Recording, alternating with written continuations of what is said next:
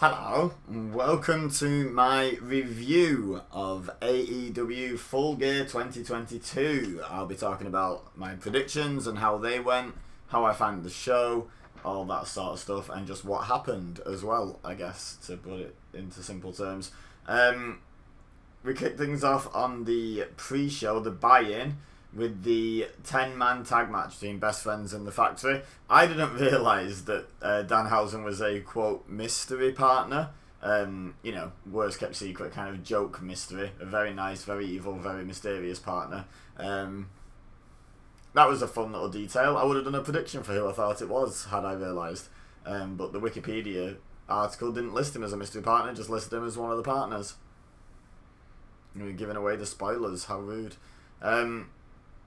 So, yeah, this was a good match to just warm up the live crowd, as everyone's finding the seats and stuff, get everyone into the mood. All the faces got their shtick in. The heels got a bit of heat, working over the baby faces and whatnot. It was a longer match than I expected it to be, and it was a fun match. We got to the point where it was QT Marshall and Orange Cassidy, and Marshall was trying to pile drive Cassidy onto the ring steps on the outside. When Danhausen's music hits, he comes down to the ring, actually makes the effort to tag himself in on Orange Cassidy, and then dismantles the Factory. And I've noted down here, it's the first time I think I've seen Danhausen do like actual wrestling, and brief as it was very good. I particularly enjoyed the sort of slingshot German suplex he opened with on QT Marshall. That was very good. And he ended up getting the win by pinning Nick Camarado, I think his name is. Big dude. He got the win over him in the end. And I predicted the Best Friends to win that match, so I went 1 for 1.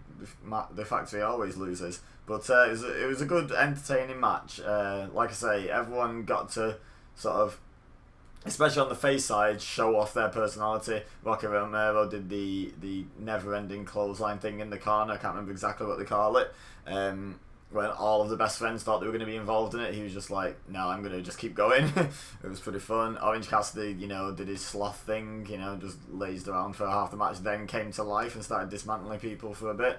The Best Friends did their Best Friend shtick, The Factory did the Best Friends got to give the people what they want hug, which was pretty good for heat. Yeah, it was just overall pretty fun match, but obviously very predictable that the Best Friends were going to win, and not a great deal of stakes, but just a fun match. After the match, Danhausen spiked QT, and then he stood in the middle looking very nice, very evil, and all four of his tag partners did the Best Friends hug.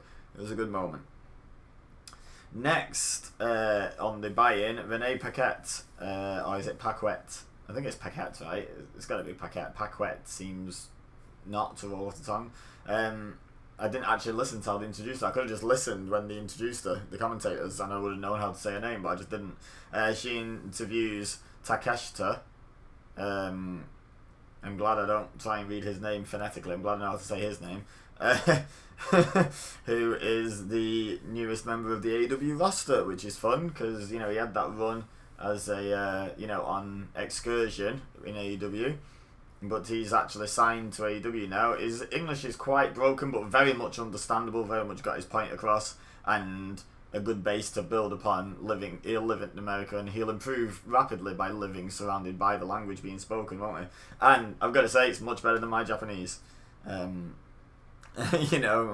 wasn't a criticism, it's just it was quite a basic promo because he's still only got the grasp of basic English so far, but his wrestling is right up there. That's what he got known for very quickly, was for putting on matches that surprised people because they didn't really know who he was. They soon did.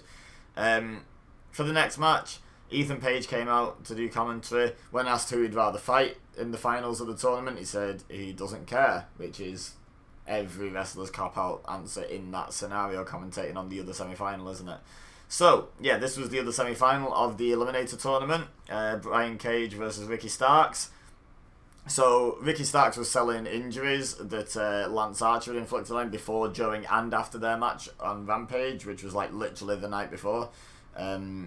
So this was pretty standard big nasty heel versus hurt underdog face stuff. You know, like it was fairly by the book, but that didn't make it not entertaining. It was good. It just, you know, wasn't anything too massively surprising. Starks managed to hit the Rochambeau, which was impressive. It looked a little sketchy, but they pulled it off without anyone getting hurt, so that's fine. And yeah, he won and he goes on to the final, which I predicted, so I go 2 for 2. There's not a lot else to say about this match, really. The on commentary did a good job of talking about the history between these two, starting out in Team Taz and what have you. And yeah, decent match. Decent start to the show so far, the buy-in, you know, really does make you tempted to buy the show. Next up was an ad for the video game, AEW Fight Forever. The only note I made here was it could go either way. It'll either be amazing or I'll hate it. Like, judging on the art style, what seems to be the combat style and stuff, it's hit and miss for me personally. It's either gonna be my favorite wrestling game pretty much ever, or it's gonna be a new Battlegrounds where it's like, oh, that was fun for a match, and now I'm never gonna touch it again. And it was only mildly fun for that match. But, you know, I'll wait and see. I'll probably get it, let's be honest, and probably play it. And so I'll withhold judgment until then. Next we had a Saraya video package. I thought it was alright, no notes. It was pretty standard. It was just tell the story of her coming back, getting cleared, and then, you know, the build to the Britt Baker match. It was fine. It was fine. Next up, Renee Paquette, I've decided that's how I'm saying her name, did an interview with Eddie Kingston, who got quite emotional because he's fighting his hero. I'll be honest, I don't know my Japanese wrestling history, so I have never heard of this man before, but he's clearly very revered in Japanese pro wrestling, and those that take inspiration from Japanese pro wrestling, even on the American side of things. So yeah, Eddie seemed like legitimately quite emotional to be taking him on. So him is Jun Akiyama, and as I predicted, Kingston picked up a hard fought victory. Classic Japanese style hard hitting match. Lots of placed no selling. You know, like there was lots of selling in the match. This isn't me trying to criticize. Just saying there's a lot of back and forth striking in Japanese style. It's like who's gonna give in first kind of thing. There was plenty of that, you know, plenty of exchanging suplexes, and then after a while the adrenaline running out and both men and falling over. You know, the classics of strong style and all the other Japanese sort of influence styles. Kingston won with a spinning back fist, having been unsuccessful with one of them. Akiyama did actually kick out of one, but then Kingston got the win with the second attempt. And I believe he kicked out of Akiyama's finisher. I think that knee where he lowered the knee pad might have been his finisher. I'm not sure though. I'm not sure. But yeah, I'm 3 for 3. I predicted Kingston to pick up a win. This guy's, you know, old, moving towards retirement, and Eddie's on home turf. Just felt logical to have Kingston win.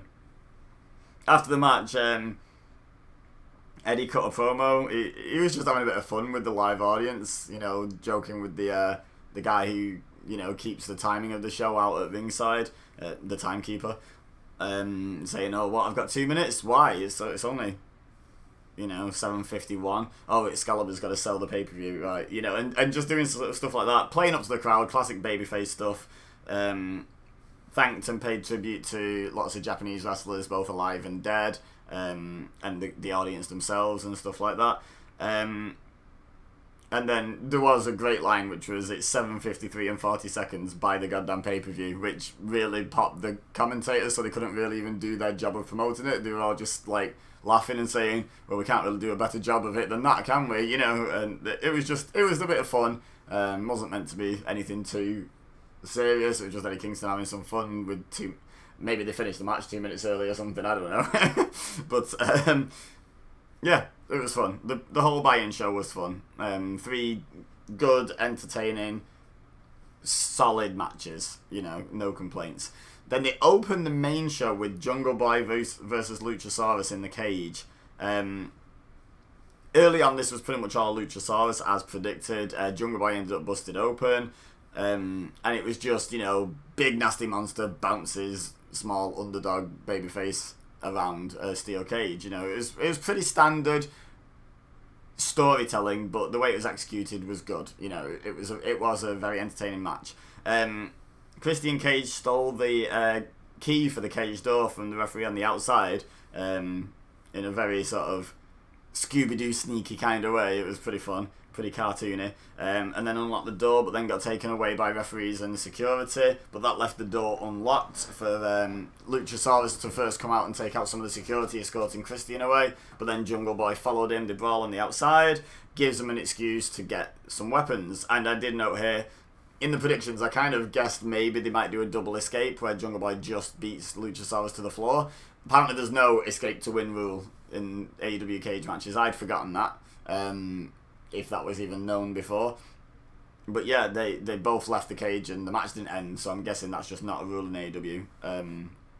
So yeah. So they brought a table and 2 chairs into the ring, and at that point, I think, because I was live tweeting the show, I think I tweeted out, Jungle Boy's going off the cage through that table, isn't he? And sure enough, the finish of the match came. Jungle Boy dropped a big elbow from the top of the cage onto Luchasaurus, who was on the table. I think he might have had a chair on him. I can't remember. Jungle Boy definitely used the chair to sort of lay him out and keep him still. Can't remember if he placed a chair on him or not. And then as Luchasaurus rolled off the table, or rolled out of the rubble of the table, I should say, Jungle Boy locked in the snare trap and Luchasaurus tapped out. It was a really good match. I thoroughly enjoyed it. Great choice for an opener, because you've already done the get the crowd involved match with the best friends and for the live audience. But it's a hot start to the pay-per-view proper for the ones who get in at the last minute, get them hyped up. But also for the home audience, let them know, the money they've spent on this show is money well spent, It's a good investment of their money and time. I put here, it's a shame the team is over. I did like the Jurassic Express team. And I'm not sure a year from now how interesting either's going to necessarily be, or how, compared with how much they could have done as a tag team. But it's been a great feud so far, and this was a great match. And I predicted Jungle Boy to win. Maybe got the wrong method, but I predicted the right winner, so 4 from 4. Up next, the Trios Championship, Death Triangle versus the Elite. I don't generally swear on my channel, but in the video package for this, Pac said about the Elite coming back, we couldn't give a piss, and it just really tickled me because it just caught me off guard. I don't know what I was expecting him to say, but it really just caught me off guard. I've never heard that expression either. I've heard it with other bodily functions, shall we say, but I've never heard that, and it just really tickled me. So. And the way he delivered it, with sort of venom and seriousness, but it was obviously a comedic line at the same time. Very, very nicely done. The Elite really milked this entrance, and they came out to Carry On My Wayward Son. It was absolute cheese, but fortunately I'm a big fan of dairy. It was really fun, and then the match itself was obviously, as you'd expect, really crazy, really fast-paced, very fun trios match. And I'd forgotten about this story, because like I said in the predictions video, I've not been keeping up super closely with AEW, watching week in, week out and stuff. But I was aware, I'd just kind of forgotten about this whole story of Pac trying to corrupt the Lucha Brothers, and convince them that, using the hammer and cheating and stuff is the way. And they advanced that story very nicely in this match with Pac trying to convince Rey Fenix to use the hammer, the bell hammer for the ring bell, and he refused at first, but then Pac put it into his hand just before Kenny Omega got Rey Fenix up for a one-winged angel, and Phoenix realised his choice was lose the match and the titles or use the hammer, so he hit, and obviously the referee didn't have a clear view, so he hit Kenny in the top of the head with the hammer and then just rolled through and rolled him up and got the win. I predicted the Elite to win. I thought they might just do like a bit of a reset to where they wanted to be after All Out. But I did say in the predictions video I wouldn't mind them just sticking with Death Triangle now, because it's like, who was there for you when you couldn't rely on the Elite as much as, the Elite are over as heck, and I assumed they've decided they did nothing wrong. You still had to suspend them at the end of the day for their involvement. So I think this was a really good way to do it because the advanced Death Triangle's own storyline, whilst keeping the Elite kind of strong because, you know, there was a bit of shenanigans for the finish, so they didn't look weak in defeat. And yeah, just overall, I'm not mad at being wrong about that one. I'm on 4 out of 5 predictions, and I really don't mind having been incorrect in that prediction. Next up is the TBS Championship match. Nyla Rose challenging Jade Cargill. Nyla came out with the lowrider entrance with Vicky and Marina Shafir. Vicky Guerrero.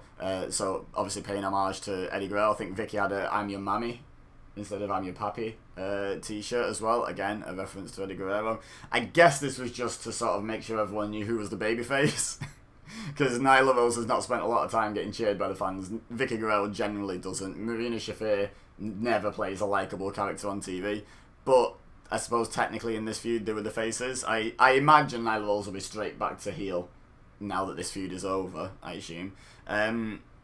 Jade Cargill's attire was something. It was Chitara, wasn't it, from Thundercats? So it was at least a reference to Thundercats. I'm not sure she was specifically supposed to be Chitara. But yeah, that was she always busts out the attires, doesn't she, for the pay-per-view. She's like their Rey Mysterio or Seth Rollins. You know, they always have like really elaborate special attires for the big shows. She's like AEW's equivalent of that. I'll be honest, I didn't spend a lot of time watching this match. I wasn't expecting a clinic. I was mostly faffing about, live tweeting on Twitter and reading what other people had been thinking so far and stuff. But it seemed to go quite long but not be terrible from what bits I was paying attention to. And Nyla seemed to get a lot of offense in compared with maybe previous matches of Jade's. How much defense she had to put in was higher. But you do have to start showing chinks in the armor at some point. Like, she's been pretty much unstoppable. But at some point you have to start building towards that first defeat. I'm not saying Nyla Rose should have got that first defeat. In fact, I'm quite definitely saying she shouldn't have. But she was a good, believable threat to that streak, you know, and to put it at jeopardy a bit before Jade eventually pulls through. Jade retained the title by pin, as I expected, 5 out of 6. Nothing to report, really. The weakest match on the show so far. Tough spot going after those two bangers of the opener and then the second match. But, you know, it had to go somewhere on the card, and they by no means disgraced themselves. Up next, after that, it was a bit of a cool-down match, wasn't it, for the crowd? You've got to pace the crowd, haven't you? Especially in a long show like this. Because up next was yet another banger. This was the Fatal 4-Way for the Ring of Honor Championship. Claudio Castagnoli versus Bryan Danielson versus Sammy Guevara versus Chris Jericho, the champion. Le Champion.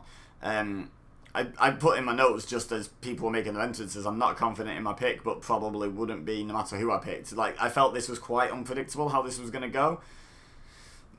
Fatal 4-Ways can quite often, and not even to the detriment of the match, but it's just like a fact. It's not like an opinion, a positive or a negative. It's just kind of a fact. They can quite often sacrifice storytelling because they can always have some high octane action going on because people can switch in and out, so you can still have selling whilst people are still doing the next big spot pretty soon after the previous one because there's 2 more guys to do the next spot, you know.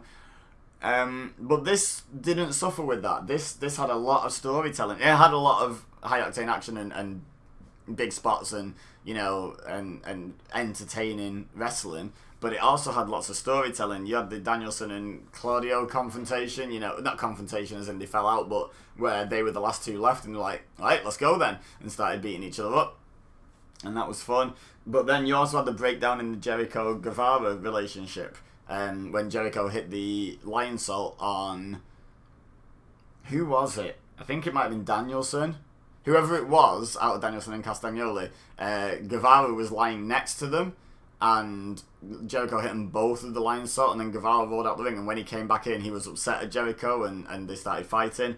So that was like fun. But it wasn't done really in a way that Guevara turned face, because I don't know if you can turn Guevara face. I think his heat is too legit at the moment, and you know it's hard to convince the crowd to like him at the moment. So it was more of like a a breakdown between these two that could lead to an eventual face turn or even a heel versus heel feud down the line. I don't know, but it was not done as like a definitive face turn where suddenly he was playing to the crowd. He wasn't taking cheap shots on the actual baby faces of the match, any of that stuff. They just broke down their heel dynamic, their heel relationship. There was a false finish where Claudio like turned round into a I can't remember what they call it. It's something like a Busaiko knee. I don't know what the word is that Excalibur says, but you know, the running knee that he does. And that false finish was absolutely incredible. Like, I bought in, and there was a few people that I saw tweet that they fell for it as well. Yeah, just a really good false finish to the match. The match in general was great. I'm not going to do too much blow-by-blow stuff. I'll just say I'm not especially happy. I wouldn't have minded being wrong if Bryan Danielson would have won. I'd probably have taken a Sammy Guevara win. But I'm just not happy with Jericho retaining. And I know we're not supposed to be happy. You're supposed to be a heel and blah, blah, blah. But I'm sort of the wrong kind of unhappy. I'm like a bit deflated, a bit like, do I want to watch Final Battle now? Do I really care about watching Jericho in the main event of Final Battle when it could have been Bryan Danielson, or it could have been Claudio Castagnoli, or even it could have been Sammy Guevara? You know, like, I just, don't know. I know Jericho's on this campaign to, quote, kill Ring of Honor, you know, or kill the legacy of Ring of Honor and sort of change what Ring of Honor is and blah, blah, blah, but just drop the story. I wouldn't care. Anyway, so that was my second incorrect prediction of the night, so I'm on 5 out of 7, and I wish I'd been incorrect in any other way possible. Up next was Saraya's return match against Britt Baker. They did the fake neck injury spot early in the match where Saraya faked having hurt her neck and then sort of laughed and got back up and, you know, used it to psych out Britt Baker. But I wasn't a big fan of that. I just think it's quite a sore spot for a lot of people. You know, like, a lot of fans were really upset when Paige had to retire. And, like, I think there's better ways. Like, I think Britt Baker working the neck was great. Like, I think that's good. But I think Saraya doing that and tricking not only her opponent but the fans briefly, it's not a very babyface move in terms, like, there's no consideration for her fans there. So I don't know, I wasn't a big fan of that. And it sounded like the crowd weren't either. It kind of sucked a bit of the life out of the crowd, to be honest, when they were really hyped for, you know, this big return. Saraya's brother, I think he's called Zack Knight, was at ringside, and I made a note here, shut up Zack Knight. Yeah, he was just so vocal at ringside, and I get, you know, they were trying to be like, oh, it's her brother who's come to watch her first match back and blah, blah, blah, but shut up, my dude. Like, go on, sis, go on, come on, sis, get up. And he's like, shut up. Like, you're taking away from the match, my dude. Overall, though, it was still a good match. I think maybe people sort of expected too much from this, because Paige was really good. Like, back when, you know, she wrestled her first portion of her career, if you like. But it's her first match back. She's been off for years. Like, you gotta ease back into that. There's no way she can just go out and put on the best match of her career immediately. And this was more than good enough. Like, more than good enough. I will say I'm not a fan of the fact that Britt Baker kicked out of the Rampage. I feel like, yeah, she got her in the end with 2 back-to-back Rampages, but weakening the finish in the very first match essentially sort of makes it not a finisher, right? If you don't establish it as a move you can beat people with, it's not a finisher. It's just a move. Like, her finisher at the moment is 2 Rampages in the mind of fans, because that's the only way she's won a match in AEW. So I don't know what she's going to call it. Obviously, I don't think she's going to call it the Rampage, but I don't think the commentary team named it when she hit it. They almost sounded a bit like, oh, we forgot to get the name of that one off her. You know, they almost paused, like, when they went to announce it. They're like, oh, and she's hit Britt Baker with that move. You know, they sort of stumbled a bit. So I think maybe, you know, that'll have a name by Dynamite. But, yeah, I'm not a fan of it having been kicked out of already in her first match back. But yeah, like I say, she won with 2 back-to-back Rampages. There were some people saying there's a good story to be told with Saraya being a step off and losing her first match back and you know, and having to build her way back to what she once was. I don't think they were ever really going to do that, though. As much as I agree that could have been an interesting story, I just, yeah, never saw that being the case. I predicted this right, 6 from 8. Whew. I was getting tired by this point in the show. I'm getting tired at this point in the review. Lots to cover. Big show. Up next was the big meaty men slopping meat. It was the triple threat for the TNT Championship. It was Powerhouse Hobbs, Samoa Joe, and Wardlow. This match went longer than I thought it would, and it was honestly better than I thought it would. I didn't think it was going to be bad. Like, Samoa Joe maybe past his prime, but he's still, a great in-ring performer, and what he's lost in a little bit of speed and maybe fitness, he's gained in ring IQ, which, not the kayfabe sort, the real sort of knowing how to put together a clever match.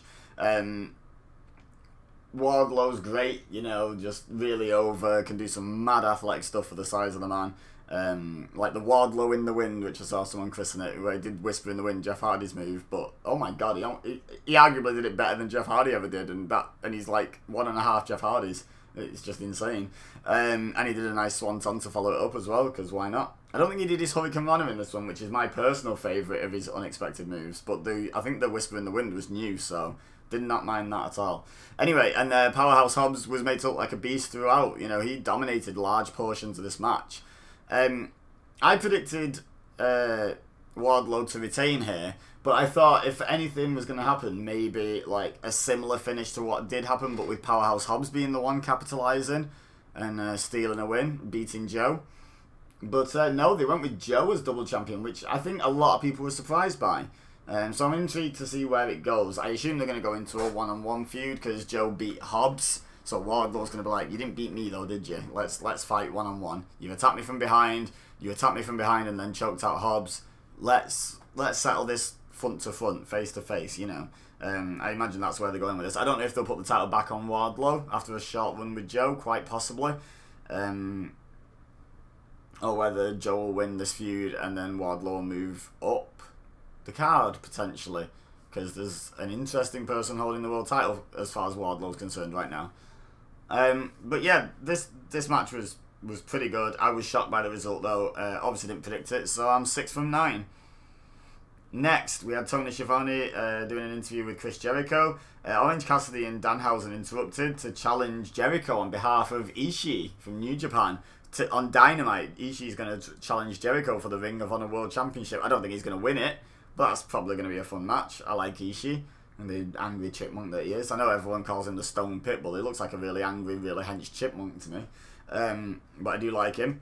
Jericho kept the you owe me $7,000 for my jacket gag with Orange Cassidy going. That's like a 2-year-old reference or something now, but he's still keeping it going, man. Like, you still owe me for that. And then, after that main thing had been done and Jericho had walked off, Orange Cassidy had a bag, and Hager's like, what's in the bag? And he pulled out the All Atlantic Championship, and then they had a little bit of back and forth, and Orange Cassidy challenged Hager, I believe, Jake Hager, to a match for his own title, which I thought was interesting, and then gave him the nice hat line because he was wearing like a purple bucket hat, which was funny because I legit, when the segment started, tweeted at Jake Hager on Twitter to say nice hat. Not being funny, like it was a very nice shade of purple. It was a stupid hat, but it was a nice shade of purple, so it was sort of half sarcastic, half not. And then when Orange Cassidy said it, I was like, oh, now people are going to think I was referencing that. But I actually was genuinely just like, nice hat. But it was pretty funny. And Jake Hager was like, yeah, it is. I like this hat. Like a bit defensive. It was pretty funny. Next up was the tag match. Jay Lethal and Jeff Jarrett versus Darby Allin and Sting. Jeff Jarrett did an entrance with a load of stings and gasp, shock, horror in a surprise to anyone who's never seen anything Sting's ever done in his career. One of the stings was Sting. So when they all went out of the ring after Darby Allin and whatnot, one of them was left in the ring with Jay Lethal, and shockingly, it was Sting. And this match had been made into a no disqualification match to cover some of the limitations. Sting's like 60, maybe over 60, I don't know. Jeff Jarrett's not a regular full-time wrestler. He's getting on a bit as well now. He must be in his 50s. So I think having the no DQ stipulation, allowing it to be a bit chaotic, can cover for that wrestling slowdown. There was a really cool spot where Darby Allin set up a ladder on the entrance ramp. Satnam Singh, the big dude that accompanies Jay Lethal and Sanjay Dutt around, was actually off the side of the ramp, so lower than the ramp. And Darby Allin did a coffin drop off the ladder, and Satnam Singh just caught him, flipped him up into like a crucifix and walked him up to the ramp and then threw him onto it. It was great strength. It was a great spectacle. I know Darby Allin's not the heaviest dude, but it's still a full-grown man that he just like basically caught and carried and threw. It was very impressive. Sting hit another big dive off a balcony or whatever it was off this time. You know, he seems to be determined not to walk out the wrestling business, but you know what, it's entertaining, and I'm sure they're doing it safely, for being honest. Like, Sting probably wouldn't take unnecessary risks like that if they were unsafe, if they were real risks. Then the action finally got to the ring and they started making tags. And I was like, it's no DQ. One of my pet peeves, people will know, if you have watched this channel for any amount of time, one of my pet peeves is people making tags in no DQ tag matches. Why? Why are there tags? It should be tornado rules if it's no DQ, because what's the referee going to do? Disqualify you for coming in when you're the illegal man? Why do two of the guys stand on the apron and do nothing for ages when they could just get in the ring and the referee could do nothing about it? It's so dumb. Anyway, Satnam Singh got involved towards the end, and Sting was trying to Scorpion Death Drop him, but they were selling it as he's too big and strong for Sting to fall over with him. I don't know how that works. But anyway, Darby Allin got up top and hit a coffin drop onto Satnam Singh. They were one entity. But onto Satnam Singh, as Sting finally hit the Scorpion Death Drop. That was a really cool combo. I was wondering, how did it take them that long to come up with that? That should have been their finisher from the moment they started teaming. That was really cool. Then Jay Lethal went for the lethal injection. Sting kind of countered it into the Scorpion Death Drop. It looked a bit janky, and Sting seemed a bit out of sorts afterwards, so I hope he wasn't injured. Like, there's a chance he like tweaked something in his leg, or Jay Lethal landed on his leg funny or something. It looked acceptable, and then Darby Allin got up top and hit a coffin drop and pinned Jay Lethal, which surprised me that Jay Lethal took the fall. I figured Jeff Jarrett would, but I don't know. Maybe he politicked his way to not taking the pin. Who knows? Yeah, I predicted that was an obvious win. 7 out of 10. I thought it was fairly obvious Darby Allin and Sting were winning that one. Up next was the AEW Women's World Championship match. Jamie Hayter challenging Toni Storm. This was a really good match. Toni Storm got bloodied the hard way. I think they were doing some like hard forearm exchanges. I think it was just before the headbutt and then fell onto Jamie Hayter. I don't think it was the headbutt that did it. I think it was just one of the strikes before that caught her a bit flush. The fans were way into this. I was into it. It was a really good match. Twitter was into it. Like, everywhere I looked, the reaction to this was really positive. And the crowd were way behind Jamie Hayter. She ended up cheating a bit. Reba got involved. Britt Baker got involved and helped her out. So the slowing down the turn again. You know, the split. They've been taking forever splitting these two. They're still obviously going there, but they're taking another slight fork in the road before they get there, with Britt Baker being supportive of Jamie Hayter at first, and then eventually she'll grow jealous, I guess.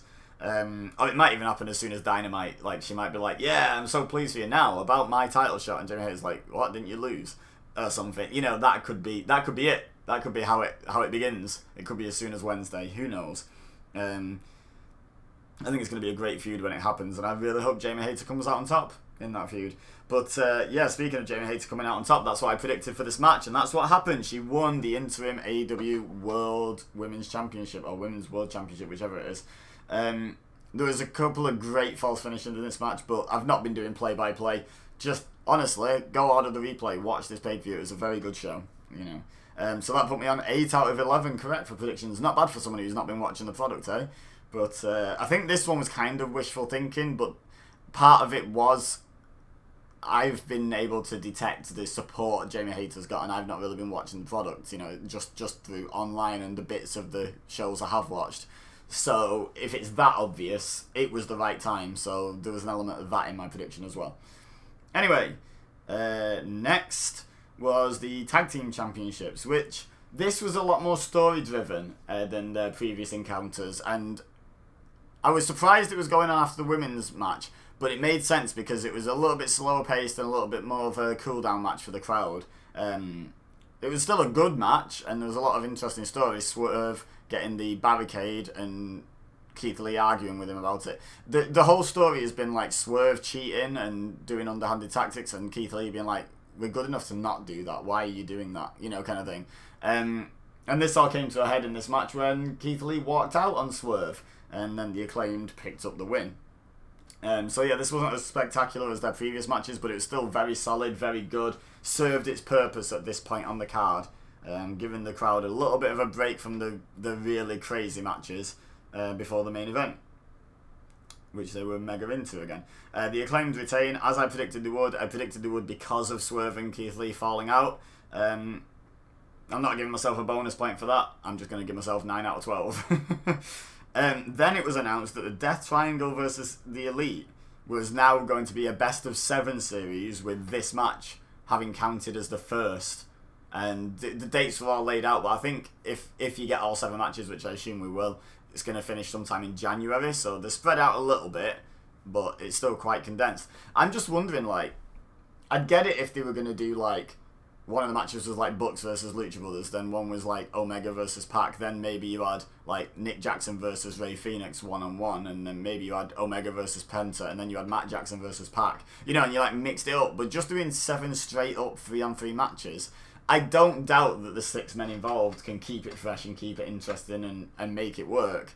I just think there's more interesting ways to do it, to do like a prolonged series of matches between them. But they're going to do it. Let's see how it plays out. But the Death Triangle victory earlier in the night does count as the first match in that best of 7, so the Elite are down 1. What I didn't pay close attention to, or maybe they didn't explain, was like, so say if the Elite win, I think they've got a match on Dynamite. If the Elite win on Dynamite, do they get the titles? Or do they only get the titles if they win 4 of the matches? Like, the 4th win wins them titles because they've won the series. Like, because they could flip-flop these titles a lot if they're going to do it every time someone wins, the title's on the line. Whereas if they're just going to do it where the title's on the line for the series, so it's just sort of like Death Triangle will keep the titles until a point where the Elite win their 4th match, and then they win them back. In which case, I'm probably going to predict the Elite to win the series on the final match in January, because that gives the Death Triangle quite a good run with the belts. They've exchanged some victories with the Elite, and then they go back to whatever they had planned for the Elite, you know, before the Brawl Out after All Out. That could be where they go with this. But yeah, anyway, I'm looking forward to seeing how they keep this fresh, keep the story of the matches fresh and what have you. We shall see. We shall see if this pays off. Finally, the main event. MJF challenging John Moxley, for the AEW World Championship. MJF is over as anything. I mean, it's his hometown, right? Oh, it's very near his hometown. I think it's very near his hometown. I think he's Long Island, right? Which is New York, and this was in New Jersey. But close enough. Like, they you know, and he's been showing babyface tendencies, you know, in the build-up to this match, and he's just naturally, organically over anyway. It's kind of tweener mode at the moment, because he's not acting that much different, really. Like, a little bit less scumbaggy, but still, he's still the same character, basically. So Mox was obviously playing heel here, and did it really well, did it perfectly, drawing heat, enjoying the heat, knowing that he was almost, you could almost read into his body language and his behaviour that he knew this was a one-off. The crowd hadn't fully turned against the AEW world. Like, all the fans hadn't turned against him. It was just that on this night, they didn't want him to win. You know, and I think he accepted that. Regal came out with Moxley, and I was immediately like, it's kind of sus. And yeah, sure enough, Regal being anywhere near the match for once, when he never normally gets involved, yeah, led to the big finale with Regal sliding the brass knucks to MJF, which I described as Regal turning, but with hindsight, he probably has, but maybe he hasn't. Maybe he didn't like how Mox was behaving overly cocky with MJF, and he still wants to mentor Mox and still wants the Blackpool Combat Club, but he's going to explain, I was teaching you a lesson, you took him too lightly, and you deserved it. Like, he might not turn. Like, the Blackpool Combat Club is that sort of weird of a dynamic, but an enjoyable dynamic, that could actually be the case. But I think the most likely thing is he's turned. We will find out. I found that quite predictable. I think a lot of people were predicting it going into the show, and especially when Regal came out, I was definitely like, yeah, I'm pretty sure this is happening. But that doesn't mean it's a wrong decision. Doesn't mean it was bad. It was well executed. It doesn't mean it's a bad decision. Predictable things are sometimes predictable, because they're a good idea, because they're the right thing to do, you know. And I think this was one of those cases, to be honest. So yeah, MJF hit Mox with Regal's brass knucks. The match itself was great, like really good fun. Again, not going to do blow by blow commentary, but thoroughly recommend it. Really fun match. Like I say, Mox healing it up perfectly, which is basically his first time doing that in AEW. Really, he's pretty much been over as a face since the start. Even if he's not your generic cookie cutter babyface, he's still being a face. But yeah, he definitely healed it up here, and it was really good fun. I predicted MJF to win. I think the whole world predicted MJF to win here. So I finished on 10 out of 13 correct predictions, which isn't bad for someone who doesn't watch the product or hasn't watched the product. I shouldn't say doesn't, because, you know, I do enjoy AEW's weekly show. I just have fallen out of the habit of actually managing to get on and watch it weekly. I should get back into that. I am intrigued by several things coming out of this show. So, overall, I would say this was a really good show. I think it was well paced. I think some of the matches that were a bit slower and less spectacular were deliberately placed in the card to be that breathing room, so the crowd get a bit of a break. No, I'm not saying like a bathroom break. I'm not trying to insult people, but just a break from being on your feet, screaming, chanting incessantly, for, you know, popping for massive moves. It's anyone who's been to like a really big show. I've been to 3 WrestleManias. It can be quite tiring. It can be really tiring because you're jumping out your seat and you're cheering and you're booing people and you're chanting for your favourites and chanting against your least favourites and stuff. And over the course of like, what was this, like 4 hours this show? That's a lot of work. Honestly, it's a lot of effort you put in. So yeah, I think some of those breather matches were very well placed and well strategically booked. But yeah, overall, really good show in my opinion. Let me know what you thought of the show, how you did for predictions, all that sort of stuff, what you agreed with, what you disagreed with, about what I said, about what was on the show, etc, etc. I think the only thing I didn't like, results-wise, was Jericho retaining. I think that's the only result I didn't really agree with. Otherwise, no complaints, I would say. Even the ones I got wrong, except for... What was the other one I got wrong? I'm a bit surprised by the Joe one, but I'm never going to disagree with Samoa Joe winning a match. Like, I mean, I never say never, eh? But, you know, I'm a big Samoa Joe fan. I was just surprised that he ended up winning that, but I think it advances the story perfectly, so I'm not mad about it. I'm not angry. I'm perfectly happy with that result. So, yeah, but let me know what you agreed with and disagreed with from the show. Leave a like if you'd be so kind. It would be greatly appreciated. Subscribe if you're new here. Share with your friends if you think they would enjoy. But for now, all I have left to say is thank you very much for watching. As always, I've been Ebeza, you've been amazing, and I will see you next time.